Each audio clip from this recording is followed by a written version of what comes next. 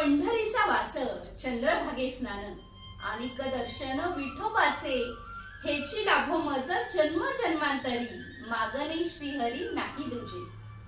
संतांच्या पदस्पर्शाने पवित्र बनलेल्या या मराठी मातीला हात लावावा आणि तो कपाळी टेकून महिमे पण मिरवावं असा संतांच्या मांदियाळीचा पवित्र वारसा या महाराष्ट्र भूमीला लाभला आहे। ज्ञानदेवांच्या काळी 18 पगड जातीमध्ये थोर थोर संत झाले।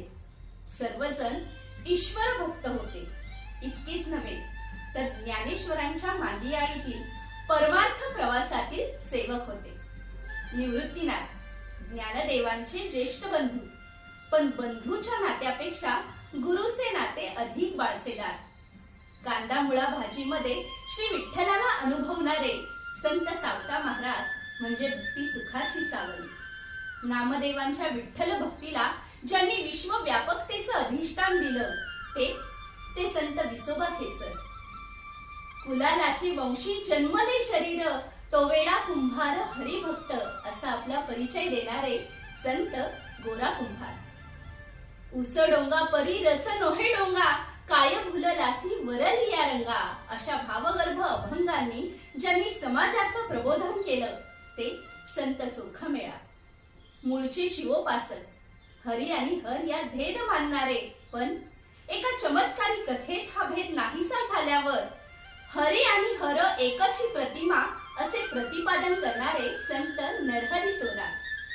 दळिता कांडिता तुझं गायीन अनंता असं गुणगुणत विठ्ठलमय होऊन नित्याचे व्यवहार करणारी निरागस भक्त संत जनाबाई। गावदासी होती ती देवदासी झाली, पतिता पावन झाली, कुल परंपरा नव्हती गुरु परंपरा नव्हती, पण भक्तीच्या दुनियेत विठ्ठलमय झाली ती संत कान्होपात्रा। गुरु भक्तीच्या बळावर देवालाही ऋणी करणारे संत तुकोबारायांचे शिष्य संत निळोबाराय। ज्ञानदेवे रचिला पाया उभा रिले देवालया नामात तयाचा किंकर तेने रचिले आवार। जनार्दन एकनाथ खांब दिला भागवत तुका झालासे कळस तुका झालासे कळस। या सर्व संतांचे वैभव वर्णिताना महाराष्ट्राच्या वारकरी संप्रदायाचा सर्वांना स्वतःमध्ये सामावून घेणारा अपूर्व वारसा मन थक्क करतो।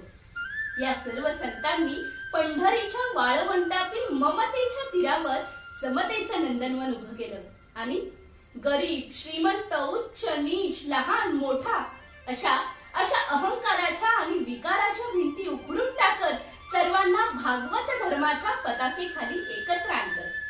हाच वारकरी संप्रदायाचा पवित्र वारसा सांगत जय जय रामकृष्ण हरीचा गजर करत आज वारकरी पंढरीच्या दिशेने चालू लागले आहेत। धन्य ती पंढरी, धन्य चंद्रभागा, धन्य त्रैलोक्याचा गाभा विटेवरी।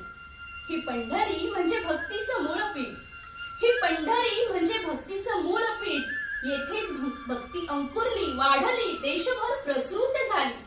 पंढरपुरीचा भक्तराज कुंडलिक त्याच्या भेटीसाठी तेथे अवतरलेलं विठ्ठल रूप परब्रह्म, त्यांच्या दर्शनासाठी नित्य तेथे येणारे संत भक्त, त्यांचं क्षेमालिंगन, टाळदिंड्या, गरुड टके, दिंड्या पताका, देवाची ये द्वारी अंमळ वळणाने विसावलेली भीमा, तिचं विस्तीर्ण वाळवंट, ही सारी भक्ती सृष्टी किती प्रासादिक आहे। ही पंढरीची वारी म्हणजे आपल्या सांस्कृतिक परंपरेचं वैभव आहे। वारी म्हणजे भक्तीचा सोहळा, वारी म्हणजे आनंदाचा मेळा।